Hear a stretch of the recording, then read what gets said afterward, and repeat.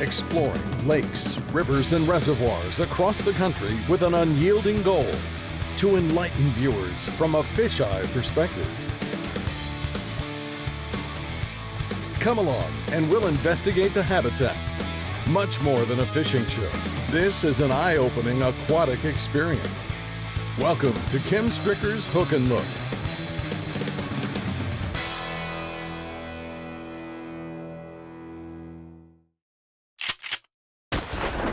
The sexy spoon is quite simple by design. An oblong concave piece of metal with a shiny finish. Perfected to flutter randomly, reflecting light as it descends, emulating an injured baitfish. This week, Kim Stricker and fellow Michigander Brian McCarter spoon feed autumn largemouths in northern waters and find they hook more than just a spoonful. Beneath the autumn waves, in lakes that harbor largemouths, an observable fact occurs. Young bluegills condense in large schools and suspend, primarily along deep weed edges in a sublittoral zone. And as if Mother Nature was setting the dinner table for a pre-winter feast, hungry largemouths annually take advantage of this straightforward opportunity. And so do knowledgeable anglers. So what are we expecting today? We're expecting some big fall largemouth on a striking sexy spoon. What kind of pattern? We're basically fishing a deep weed line. We're going to be targeting big schools of bluegill, and that's what those fish are hanging on right now. Now, have you been pumped up to do this for a while? Since we talked about it last January.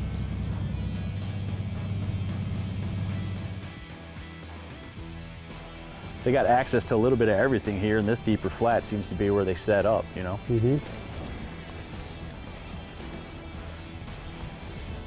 Go to the bottom.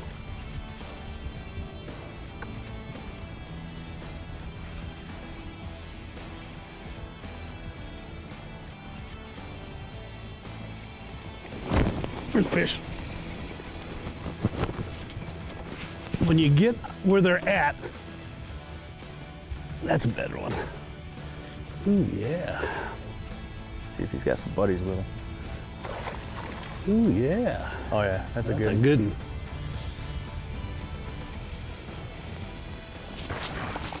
There we go.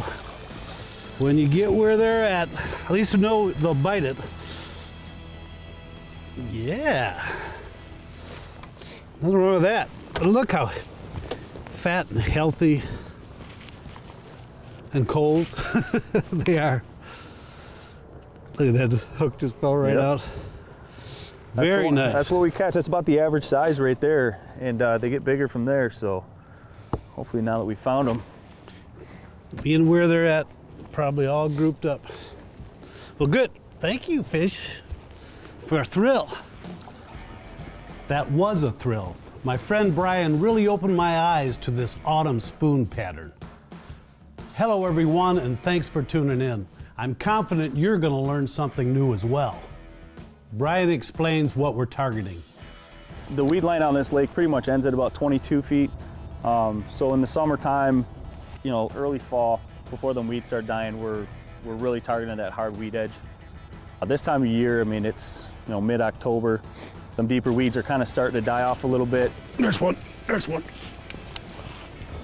That feels like a good one. That don't feel like no pike. Ooh, get up here.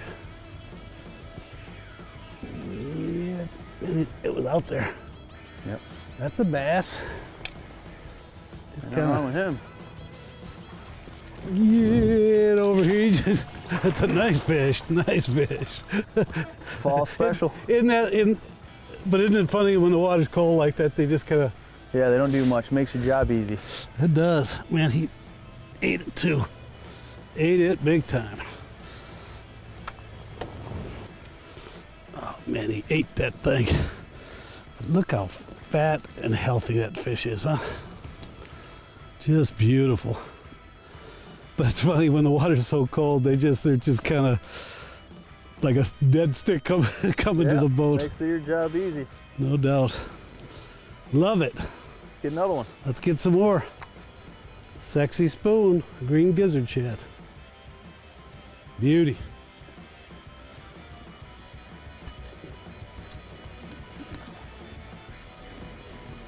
Shake it off.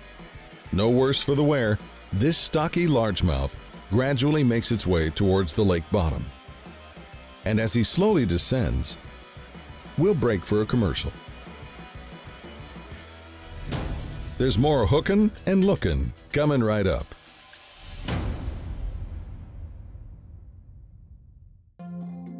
Hook and Look is brought to you by Strike King Lure Company, #1 in fishing lures. Seagar, trust Seagar when everything is on the line.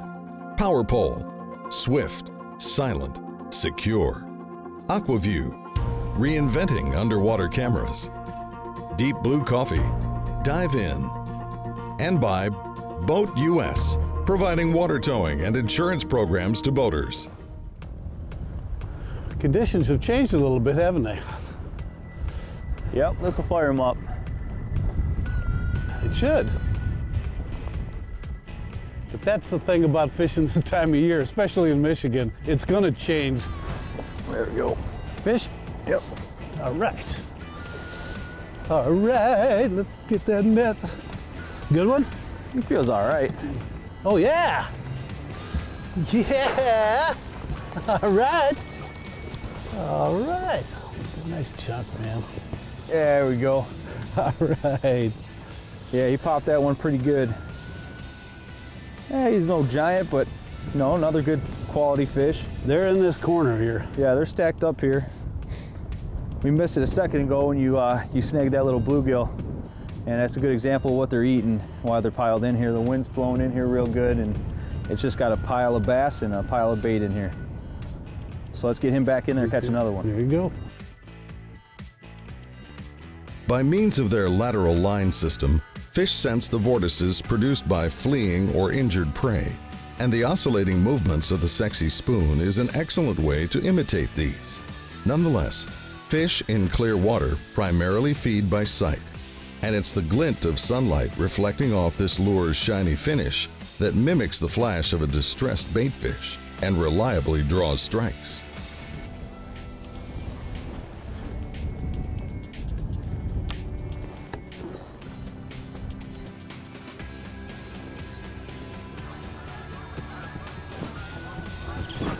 Fish. Come on. Ooh. Feel good? They all feel good. Feel good. No, I don't think. Well, he's not bad. He's not that bad, fish. Heck yeah. You got a big old mouth on him. All right. Man, they're just suspended out in that deeper water. Yeah, Awesome. Hit it on the way down. Yeah. Not a huge fish, but a nice chunk. The way it's looking, Brian, is that they got to be suspended out there and just cruising. I mean, That's exactly what it is. You come to one little pod, catch one, Yep. and try to get back on it. Yep. They're all Catch another. They're all marking between what 10 and 15 feet. But over what, 30 foot of water here? Yeah, 20 to 30. Yeah. Just off this break here. Why don't you explain what that bite feels like to the people at home too, as that spoon's just kind of throbbing its way down there? If you've maintained the bow in your line, you'll see it. It'll be a tick. It's just a tick. But to be honest, on this one, I lifted up and he was there. I didn't feel it. I had so much bow in my line because of the wind. But hey, let's let him go. You know, typically we're working this bait along the bottom, hopping it back to the boat. Today it was very interesting to see how Kim adapted to the situation of when the fish pulled up underneath the bait and were actually suspended. And he came up with his own little deal where he was actually popping it mid-depth, right above those fish. And that's really what it took to get those bites. Fish. Oh boy. Oh, that one hit it working it. He had hit it once. Ooh, yeah. Look at that sideways. Big, look at the mouth on that thing. This is jammed in his mouth. Tell me he wasn't hungry. Holy cow. Got a big old head on him. Big old head, skinny body.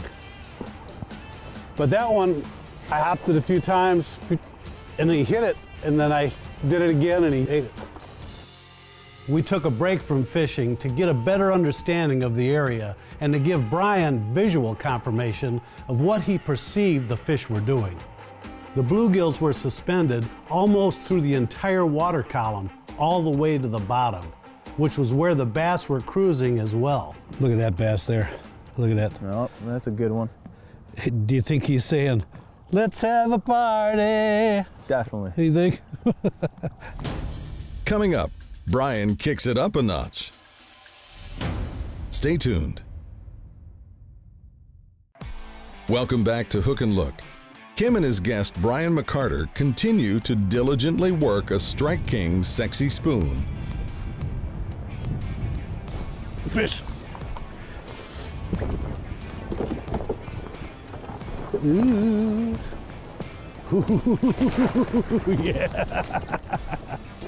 Oh, we come off, man. Oh, solid chunkers in the fall. Look at that. Awesome. Gobbled up that old sexy spoon. But yeah, that is nice chunkers. Another good one. Yep. Thanks, Brian.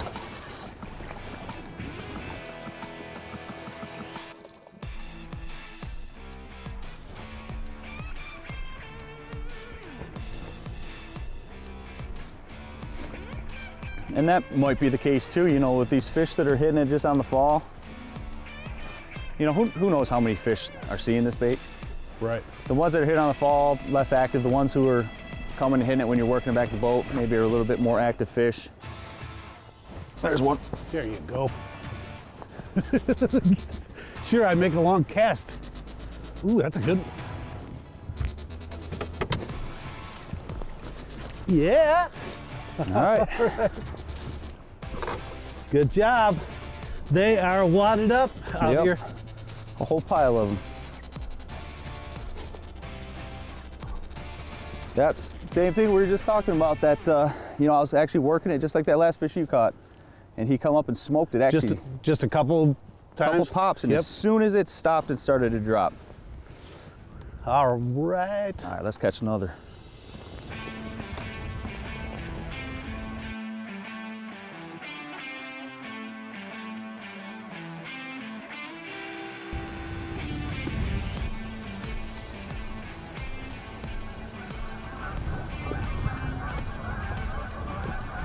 Now that's fall. Yep. That's pretty right there.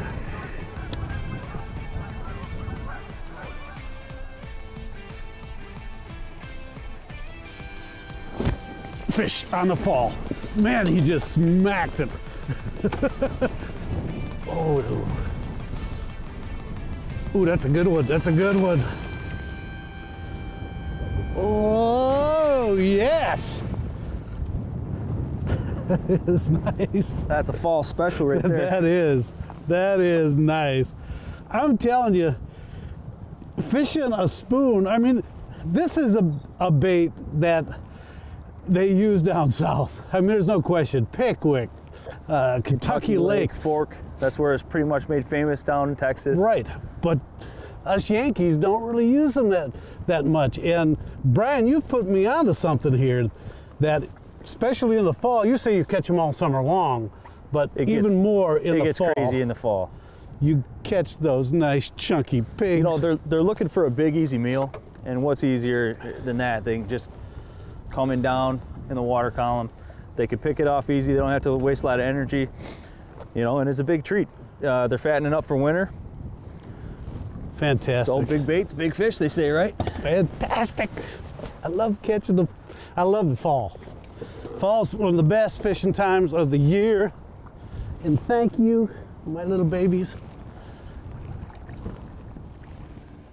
You know, this is really cool being a part of the Hook and Look television show. Ever since I was a little kid, all I wanted to do was fish. You know, coming up, you have them dreams about being a professional bass angler or one day having your own fishing show. And it's just been a real pleasure to be a part of this. Throughout the day, Brian intrepidly exhibited an exceptional knack more like a special gift for catching hammer handle-sized northern pike amidst the bass. You are the pike master. One after another, he displayed this implausible aptitude, which he treated as an annoyance, accompanying each catch with an irreverent turn of phrase. Yeah, it's a pike, son of a... Yes, I think it's safe to say that most die-hard bass anglers scorn the occasional encounter with a slimy snake, even though these undersized predators strike like a freight train and put up a commendable battle. Nonetheless, come across a full-grown toothy beast, and that unenthusiastic mindset quickly turns. There's one. Oh boy. Ooh, that's a good one.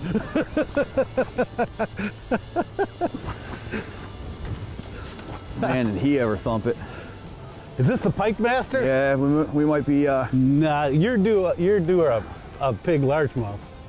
This is your game. And the geese are... Look at that. Look at that pike. Sucker. Holy cow, look at the size of that pike. That is a huge pike. Look at the size of that gator. Man, get out up here. He's going where he wants to go. Yeah, I can't do much with him right now. That is a huge pike. Look at that thing.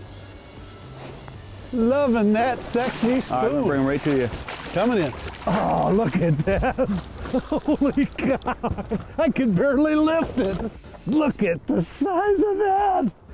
Oh my God. That's the biggest pike I've ever caught in my life. I've caught some big ones. That's a giant gator. That's a gator. I don't even know if I want to touch him, but I'm gonna. Look at that fish. That is incredible. You talk about chompers, man. You know, I don't care if you're a fan of only bass. Who doesn't want to catch something like this? That's right. You know, you catch hammer handles, but every now and then you get a giant. That is a trophy. That's exactly. I don't care, you know, how purist a bass fisherman you are. There is nothing wrong with catching pike like that. Northern pike, no question. I'm gonna get my camera. I gotta get a picture of that. Stay with us. Hook and Look will return right after this.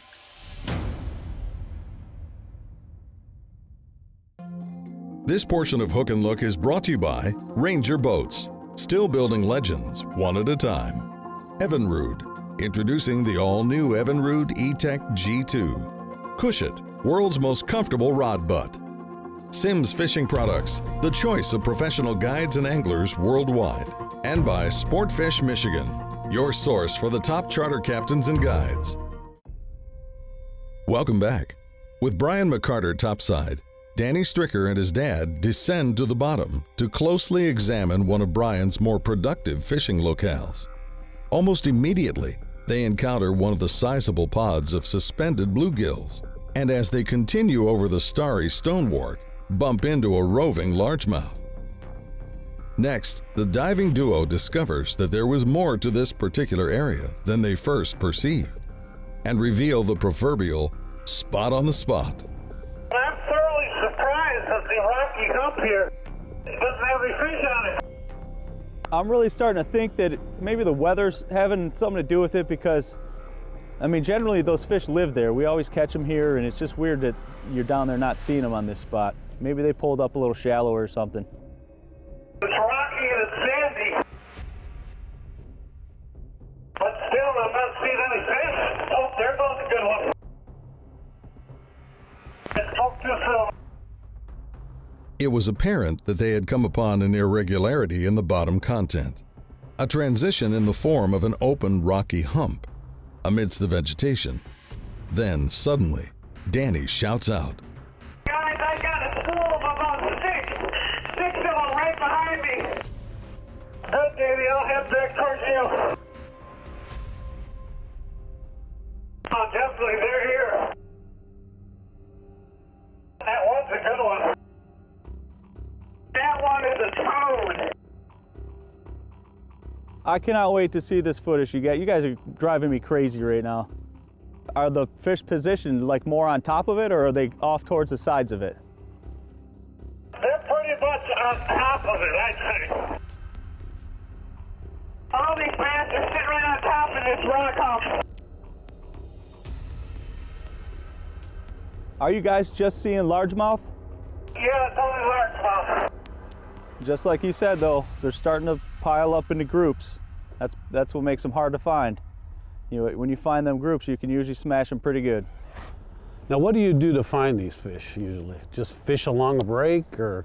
I'm an electronics guy, imaging, looking for bait. I'm looking for the right bottom, you know, and then you go over it with your sonar and you see how the fish are positioned on the bait and you back off them, and you know, it's a cool bait because it is a search bait. It's a heavy bait. You can work it fast. There you go. Excuse me, I didn't mean to interrupt you. That's okay. But that feels like a good one. Oh, yes! Come to daddy. That's a bass. That's a nice bass. A nice chunk. Yeah, that's a good one. Look at the mouth on that one. This is all right. I'm telling you, man. I appreciate you putting me on this stuff. I'm telling you. So You've taught me some things, man. I appreciate it. It's one of the things that you just can't keep a secret, you know? You're out here, you know a lot of guys aren't doing this up here. And it's like, man, you know, there's such a huge opportunity to catch these big fish on this big bait. Brian is right. You need to give the Sexy Spoon a try if you haven't already. Next week, I invite you to join us as we present our 100th episode. We'll take a behind-the-scenes look at the early years and discuss the helpful information we've compiled underwater since the show's inception. Tune in and help us celebrate next week on Hook and Look.